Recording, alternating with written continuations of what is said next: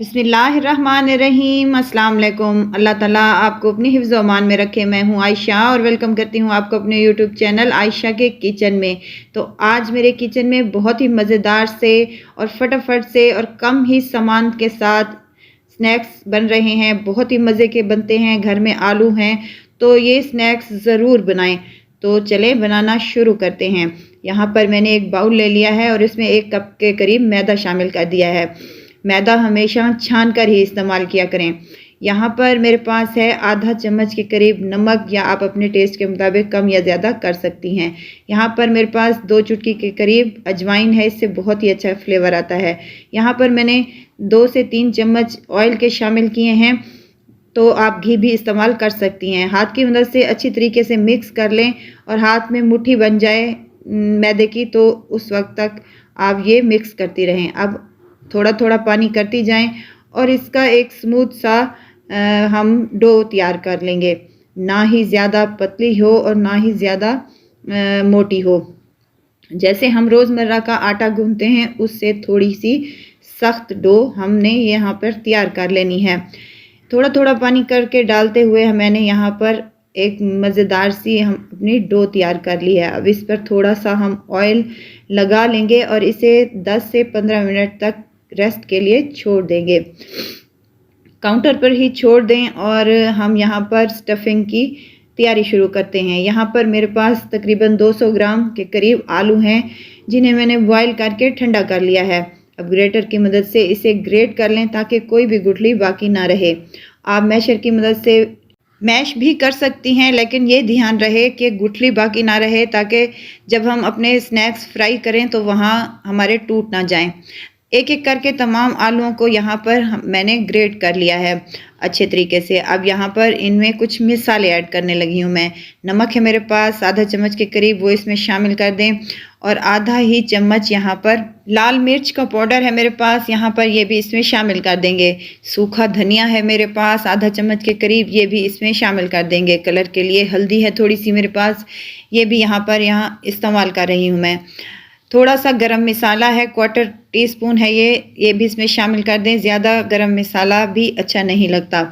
तो यहाँ पर मेरे पास हरा धनिया है आधा कप के करीब, इसको मैंने बारीक बारीक काट लिया है, ये भी इसमें शामिल कर दें। और हरी मिर्चें हैं, 1 हरी मिर्च है मेरे पास, इसको बारीक काट कर ये भी इसमें शामिल कर दें। तमाम मसाले हमने शामिल कर लिए हैं, घर वाले मसाले ही हैं, कोई और हमने यहाँ पर यूज़ नहीं किया।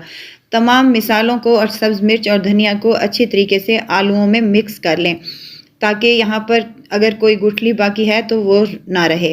अब यहाँ पर मैंने एक कटोरी ले ली है, जिसमें 3 से 4 चम्मच के करीब मैं मैदा इस्तेमाल कर रही हूँ। ये हम घोल तैयार कर रहे हैं स्नैक्स को फ्राई करने के लिए।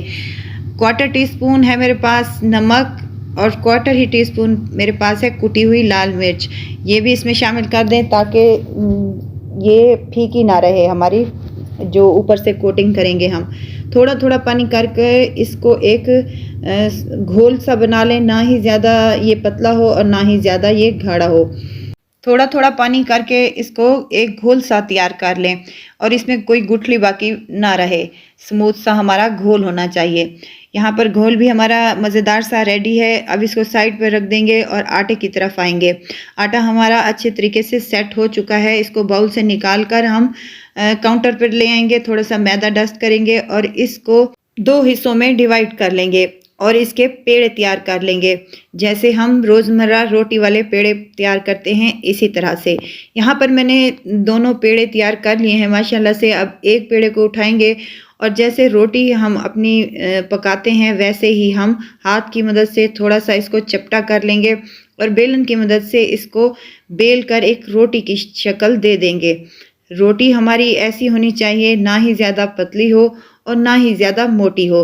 जैसे हम रोज़मर्रा की रोटी बनाते हैं उससे थोड़ी सी मोटी होनी चाहिए, ताकि हमारे यहाँ पर मैंने तैयार कर ली है रोटी माशाल्लाह से।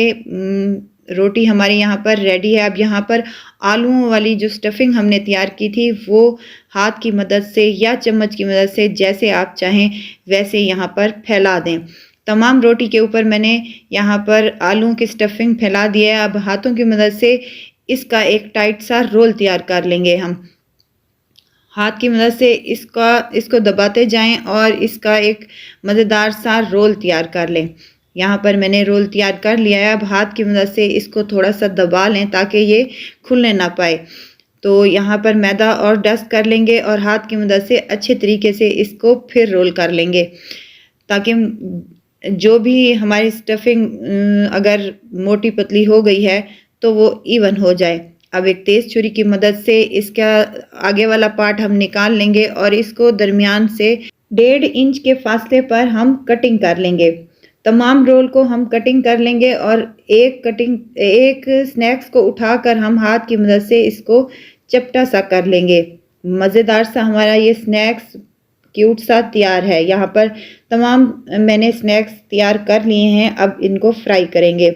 ऑयल पहले ही मैंने गरम करने के लिए रख दिया था। अब इसका जो घोल हमने तैयार किया है उसमें एक स्नैक्स को डुबोएंगे और ऑयल में छोड़ देंगे।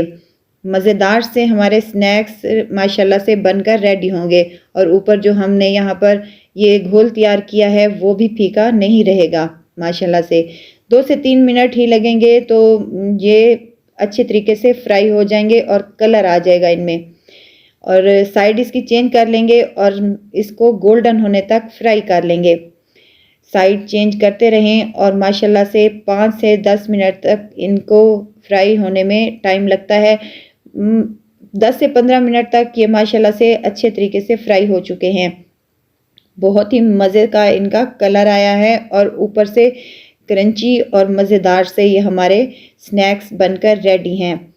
तो अगर आपको यहाँ पर मेरी वीडियो ज़रा सी भी अच्छी लग रही है तो लाइक करें, सब्सक्राइब करें और साथ में ही बेल आइकन के बटन को भी ज़रूर प्रेस कर दिया करें।